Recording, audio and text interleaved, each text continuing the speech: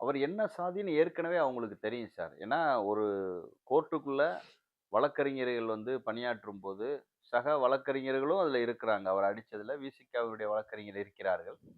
அப்ப அவர் நிச்சயமா வந்து இந்த சமூகத்தைச் சேர்ந்தவர்ன்றது அவங்களுக்கு தெரிஞ்சிருக்கும். அதனால தான் நாங்க என்ன சொல்றோம்னா, ஜாதிய வன்மத்துடன் இந்த தாக்குதல் நடைபெற்றிருக்கிறதுன்ட்டு. அவர அடிச்சு வண்டிய முதல்ல தள்ளி விடுறாங்க. நீங்க ம். பார்த்தீங்கன்னா, வண்டிய தள்ளி விட்டுருப்பாங்க. அவரு பார்க்குறாரு வண்டிய தள்ளி, "ஏன் இப்படி தள்ளி விடுறீங்க?" எந்த சுயமரியாதை உள்ள ஒரு மனிதனும் கண்டிப்பா முறைச்சு பார்ப்பான். "என்னடா வண்டிய தள்ளி விடுறீங்கன்ட்டு." கண்டிப்பா. முறைச்சு பார்த்தோனே அவங்க என்னடா திரும்ப அடிக்கிறான். முறைக்கிறத வச்சு அடிக்கிறான் போல இருக்கு. அடிச்ச உடனே அவரு 1, 2 பேர்னா சமாளிக்க வாய்ப்பு இருந்திருக்கு. நெறைய பேருங்கும்போது அவரு ஓடுறாரு. ஓடி பார் கவுன்சில் கட்டடத்துக்குள்ள போறாரு.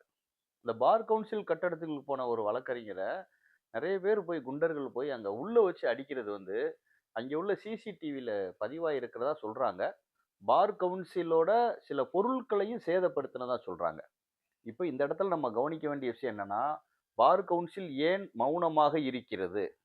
ஏன் மௌனமாக? ஒரு வழக்கறிஞர் ஒருவர் தாக்கப்பட்டிருக்கிறார். உயர்நீதிமன்ற வாசல்ல, பார் கவுன்சில் வாசல்ல தாக்கப்படுகிறார். பார் கவுன்சிலுக்கு உள்ளேயும் தாக்கப்படுகிறார். அப்படிப்பட்ட ஒரு சூழ்நிலையில, நாங்க ஓட்டு போட்டு வக்கீல்கள் ஓட்டு போட்டு தேர்ந்தெடுத்த சங்கமானது, தலைவர் ஏன் மௌனமாக இருக்கிறார்? உடனடியாக ஒரு பதவி விலக வேண்டும். உடனே மௌனத்த கலைச்சுட்டு, வழக்கறிஞருக்கு ஆதரவாக களமிறங்கவில்லை என்றால், அந்த பார் கவுன்சில் எங்களுக்கு எதுக்கு? அவங்க மேல உண்மையிலே பார் கவுன்சில் வந்து இனிமே தென் மாவட்டங்களுக்கெல்லாம் ஓட்டுலாம் கேட்டு வந்தாங்கன்னு வச்சுக்கோங்களேன், நாங்கலாம் கண்டிப்பா ஓட்டு போட மாட்டோம் சார். 1. ம். அது போக உடனடியா வந்து அதுல நடவடிக்கை எடுப்பது தான் அறம். அத இன்ன வரைக்கும் செய்யாம இருக்கிறது பார் கவுன்சில் யாருக்காக செயல்படுகிறது? இப்ப பார் கவுன்சில் தலைவர் வந்து இந்த விஷயத்த கண்டிக்கலையா? இன்ன வரைக்கும் ஒரு அறிவிப்பு குடுக்கல சார். இன்ன வரைக்கும் கண்டிச்சு அறிவிப்பு குடுக்கல. சென்னையில எல்லாம் பார்த்தீங்கன்னா, திருமாவளவனுக்கு ஆதரவா ஒரு குரூப் போய்க்கிட்டு இருக்கான். என்னடா நடக்குங்க? ஒரு வழக்கறிஞர அடிச்சுட்டு, அந்த அடிச்சதுக்கு ஆதரவா போறான் அப்டின்னா, என்ன மனநிலை இருக்கிறது? இது ஜாதிய மனநிலையா? வழக்கறிஞருக்கு ஆதரவாக பல்வேறு மாவட்டங்களில் வழக்கறிஞர் குரல் கொடுக்கிறார்களே, அது சமத்துவ மனநிலையா? ம். அதான் நான் கேட்கிறேன். இப்ப எது சமத்துவம்? எது ஜாதியம்? ஜாதி. இப்ப ம், நீங்க கேட்கிறத வச்சு இன்னொரு ஒரு கேள்வி என்னன்னா, அவரு திருமாவளவன் அதுக்கப்புறம் ஒரு அறிக்கை விடுறாரு. ஒரு விழால பேசுறாரு. சும்மா ம், ஒரு முறைச்சான். ம், சும்மா 4 தட்டு தட்டுனோம்.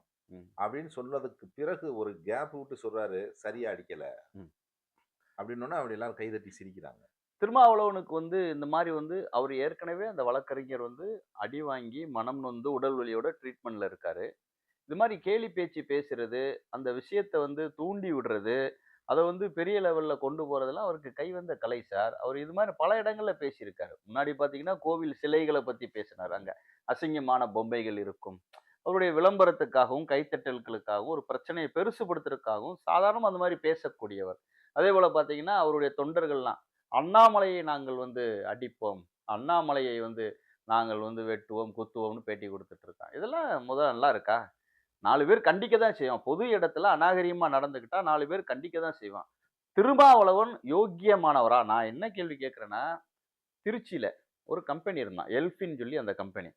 அவன் திருச்சியில எம்எல்எம் பிசினஸ் பண்ணி எல்லார்ட்டயும் பணத்த நெறைய வாங்கி வட்டிக்கு வட்டி தரேன்னு வாங்கி கிட்டத்தட்ட 1000 கோடிக்கு மேல சம்பாதிச்சு ஓடிட்டான்.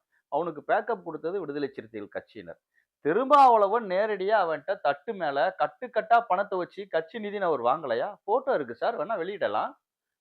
அவரு வெளியிடுயான்னு கேளுங்க. ம். அந்த எல்ஃபின் கம்பெனிக்காரன் யாருன்னா 2011, 12ல வந்து சாத்தூர்ல வந்து ஆர்எம்டபிள்யூசின்னு கம்பெனி வச்சிருந்தான். அப்ப ரூ. 198,00,00,000 தூக்கிட்டு ஓடிட்டான். அப்படிப்பட்ட ஒருத்தனுக்கு பேக்கப் குடுத்து, மக்கள ஏமாத்த வச்சு, அந்த ஏமாத்துன பணத்துல பங்கு வாங்குனவர் தானே இவரு. இவரு என்ன யோக்கியமா பேசுறாரு? அந்த எல்ஃபின் கம்பெனிக்காரன் திருமாவளவன் எம்பி எலக்ஷன்ல நிக்கும்போது, சிதம்பரத்துல நிக்கும்போது, ஓட்டுக்கு பணம் குடுக்குறதுக்காக அவனுடைய கார்ல ரூ. 2,00,00,000 வச்சு டோர்ல வச்சு கொண்டு வந்து வருமான வரித்துறைட்டயும், தேர்தல் பறக்கும்படையட்டையும் மாட்டுனாங்களே! இல்லையா? அத மறுக்க முடியுமா? கேளுங்க சார். அது திருமாவளவனுக்கு கொண்டு போன பணம்னு வந்ததே சார். ஏன் நடவடிக்கை எடுக்கவில்லை?